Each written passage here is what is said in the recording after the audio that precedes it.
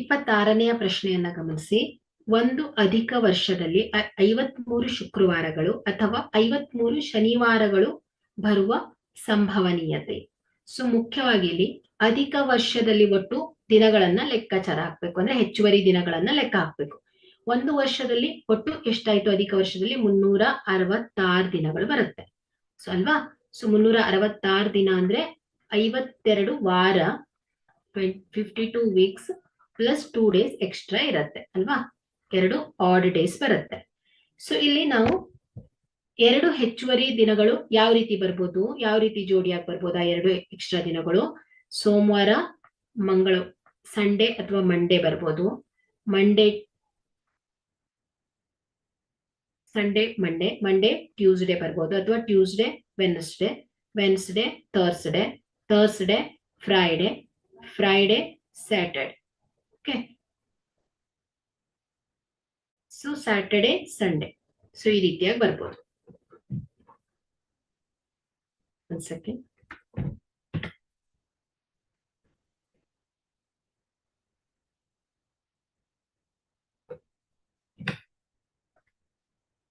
ಇಪ್ಪತ್ತಾರನೇ ಪ್ರಶ್ನೆಯನ್ನ ಗಮನಿಸಿ.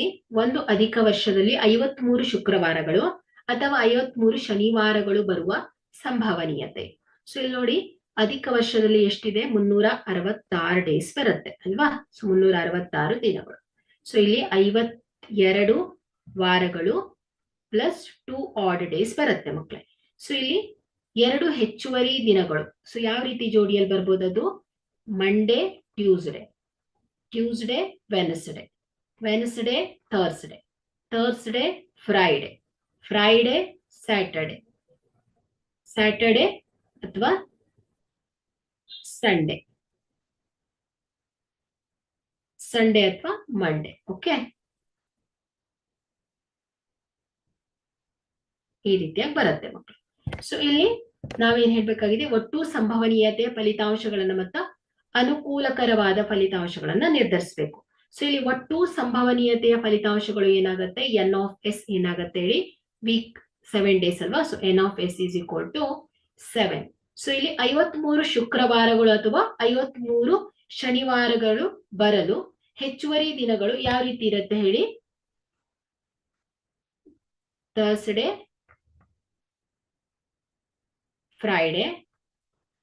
Friday Saturday Sunday. Okay, so ಈ ರೀತಿಯಾಗಿರುತ್ತೆ. ಸೊ ಇಲ್ಲಿ ಶುಕ್ರವಾರ ಅಥವಾ ಶನಿವಾರ ಬರುವಂತದ್ದು.